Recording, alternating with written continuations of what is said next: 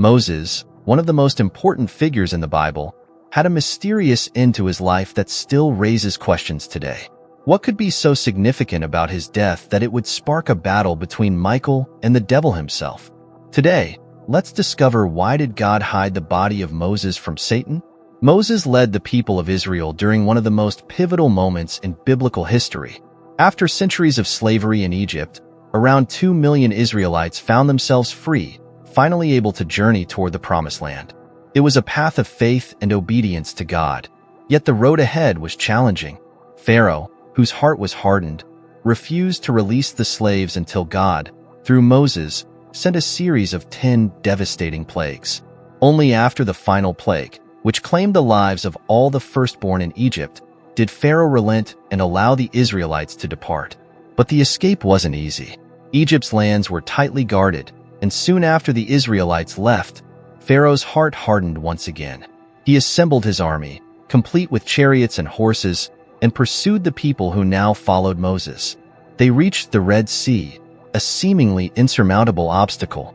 The people began to fear, for ahead lay the sea, and behind them, the furious Egyptian army.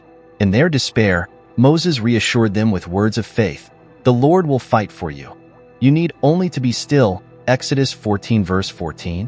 Then, something miraculous occurred.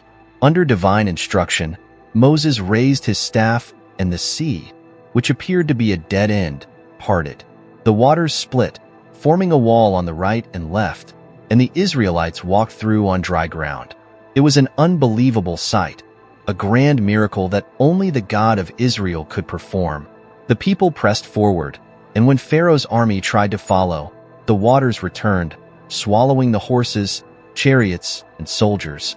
Egypt's mighty army was destroyed that day, and the people witnessed the power of God in full display. This moment marked a new era for the Israelites.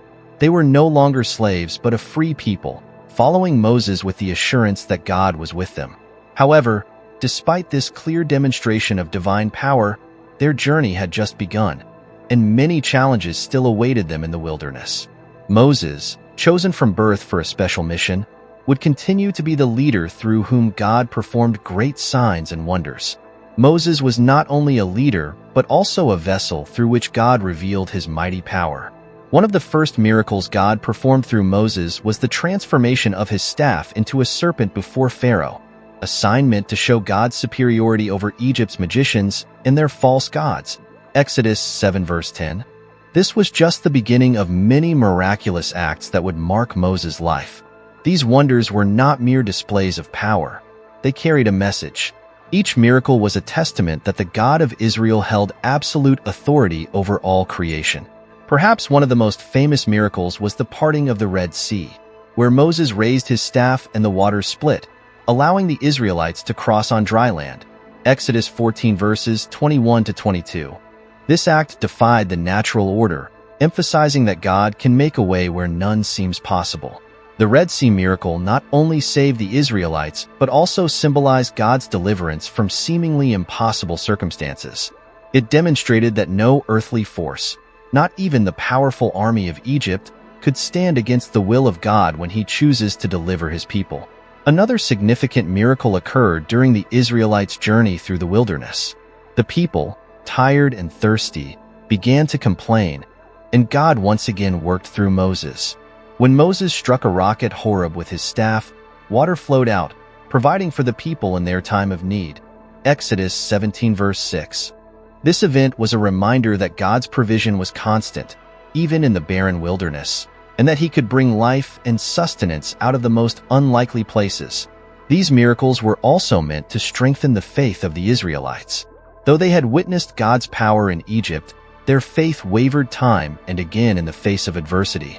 Each miraculous act served as a reminder that the God who delivered them from Egypt was still with them, guiding them through the desert.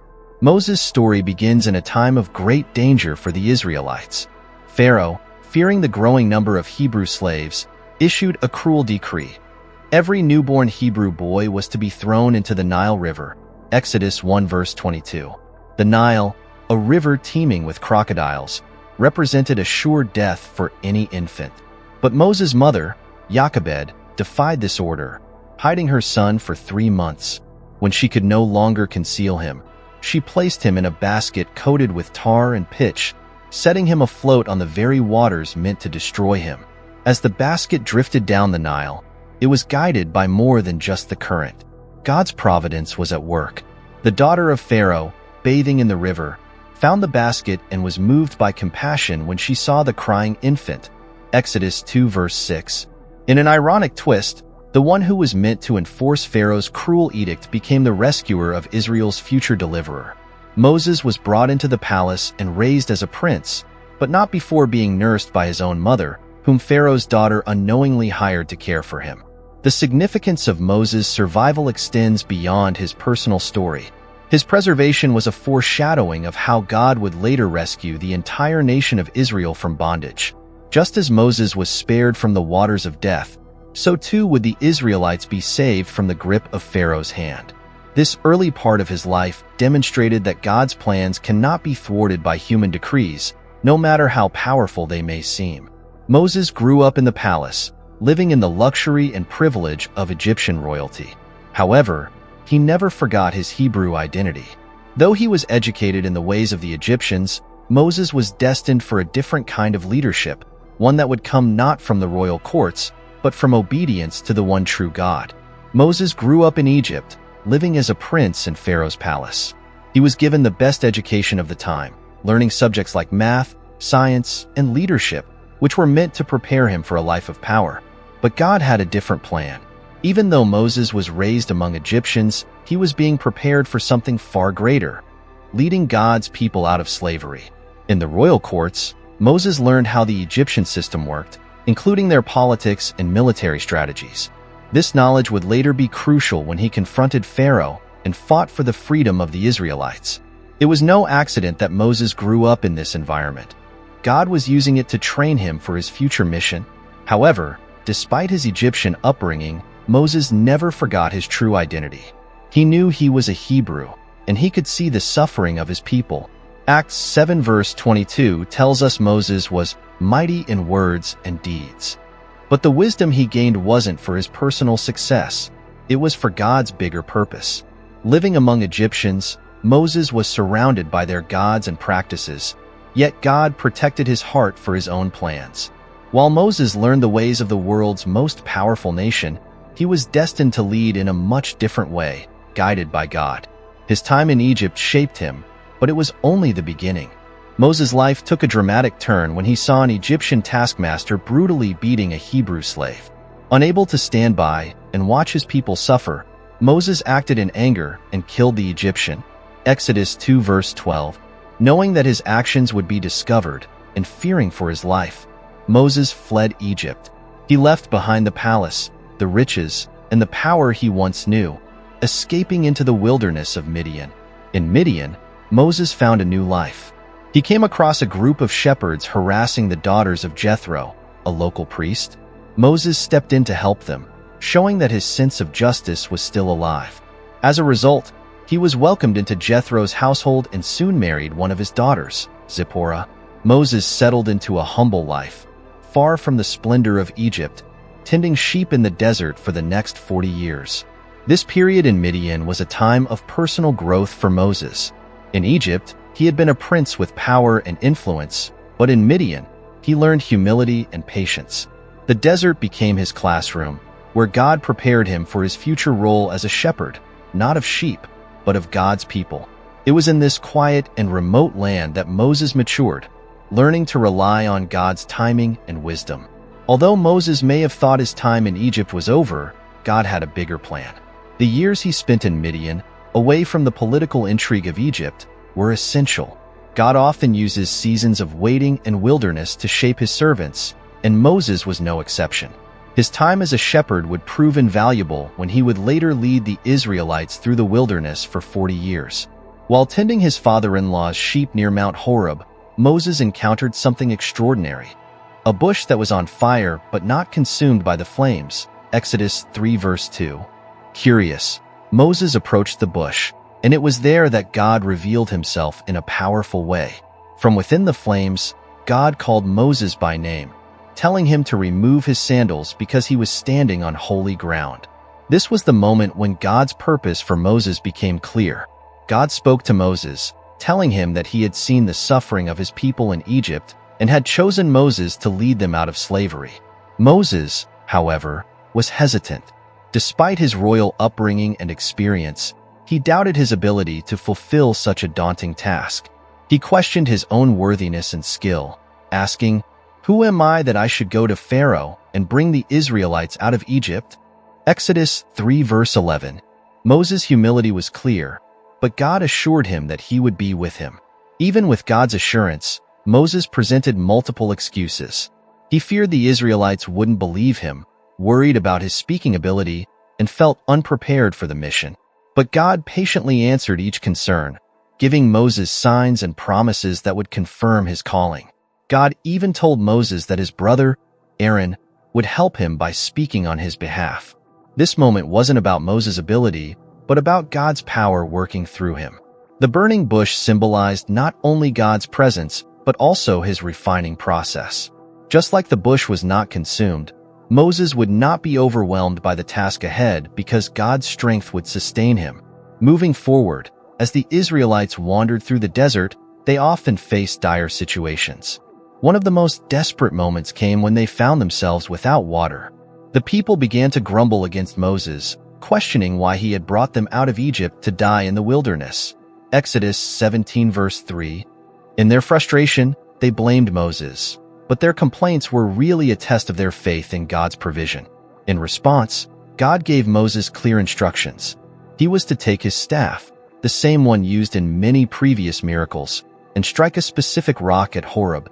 Moses obeyed, and when he struck the rock, water miraculously flowed out, providing enough for the entire nation. Exodus 17 verse 6. This moment showed God's continued care for his people, even when their faith wavered.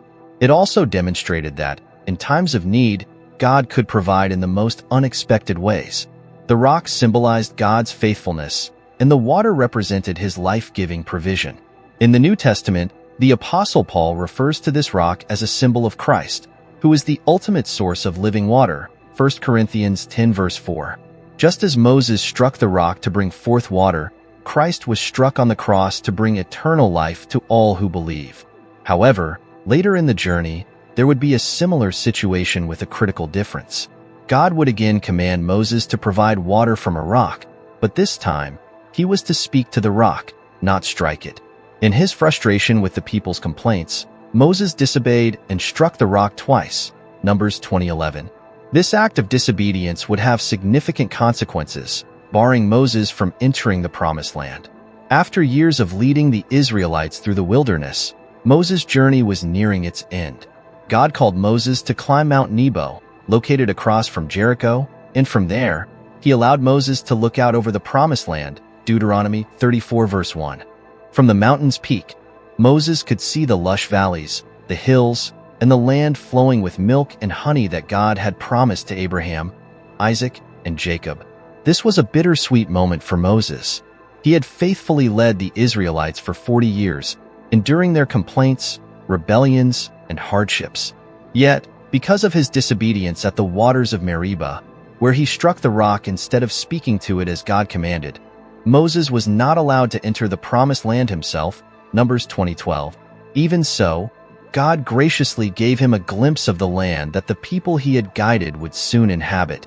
From that high place, Moses must have reflected on the journey he had taken. He had witnessed incredible miracles, from the plagues in Egypt to the parting of the Red Sea and the daily provision of manna. Standing on Mount Nebo, Moses saw the fulfillment of God's promise to bring the Israelites to this new land, though he would not personally set foot in it. His role was to bring them to the threshold, and now the next generation would take the step into the future. Moses' life was dedicated to this mission, and though he wouldn't enter, he could rest knowing that God had been true to his word. The Promised Land was a gift of grace to the people, a place where they could start anew, and it was Moses' leadership, guided by God, that had brought them there. With the vision before him, Moses prepared for his final moments. His time as Israel's leader was ending, but God's plan for his people would continue. Joshua, his successor, would lead the nation into the land, and Moses' legacy would live on in the hearts of those he had led. Moses' life came to an end on Mount Nebo after seeing the promised land from a distance. The Bible tells us that Moses was 120 years old when he died, yet his eyes were not weak, nor his strength gone, Deuteronomy 34 verse 7. This detail emphasizes that Moses did not die of old age or weakness, but because his mission had been completed. God himself chose the moment of Moses' departure, signaling the end of an era for the Israelites. On Mount Nebo, God buried Moses in an undisclosed location. This is a unique moment in Scripture, as no other person is said to have been buried directly by God's hand. This hidden burial ensured that the people would not turn Moses' tomb into a shrine or place of worship, as the Israelites were often tempted by idolatry. In Deuteronomy 34 verses 5-6, we are told that Moses died there in Moab, according to the word of the Lord, and that God himself buried him in a valley in the land of Moab. The exact location of his grave remains a mystery, and the Bible says that no one knows where it is to this day. Even though Moses did not enter the promised land, his death marked the passing of a faithful servant who had completed his God-given mission. His life was filled with moments of great faith, courage, and occasional failure, but in the end, he remained the chosen leader of God's people. Moses' relationship with God was unique. As Deuteronomy 34 verse 10 tells us, "There has never been another prophet in Israel like Moses, whom the Lord knew face to face." Following Moses' death, the Israelites mourned for 30 days, a longer period of mourning than was customary at the time. This extended mourning reflects the deep respect and gratitude they had for the man who had led them out of slavery and through the wilderness for 4 decades. The book of Jude in the New Testament gives us a fascinating glimpse into a mysterious event involving Moses after his death. In Jude 1 verse 9, we learn that the archangel Michael and Satan had a dispute over the body of Moses. This brief but intriguing reference opens up many questions about what exactly took place. The Bible doesn't provide much detail, but it's clear that Moses' body held significant importance in the spiritual realm, enough to provoke a confrontation between two powerful beings. Michael, described as a protector of Israel, was sent by God to handle this matter. Satan, however, sought to claim Moses' body, perhaps to use it as a way to deceive or mislead the Israelites. Given their tendency toward idolatry, Satan might have planned to use Moses' grave as a focal point for false worship, drawing the people away from God. However, Michael, acting under God's authority, did not engage in a direct accusation against Satan. Instead, he simply said, "The Lord rebuke you." Jude 1 verse 9, leaving the judgment to God. This scene highlights a deeper spiritual reality. Even in death, there is a battle over God's people.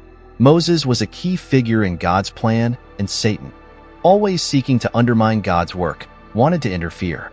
The fact that Michael, one of the highest-ranking angels, was involved shows the importance of Moses' body and the care God took to ensure it was properly handled. The angelic dispute over Moses' body also underscores the idea that, in life and death, Moses belonged to God. His burial was God's responsibility, and Satan had no claim over him. The Bible doesn't elaborate on why this event occurred, but it serves as a reminder that God protects his servants, even in ways we may never fully understand. If you found this story intriguing, don't forget to subscribe to the channel and share your thoughts in the comments. Thanks for watching.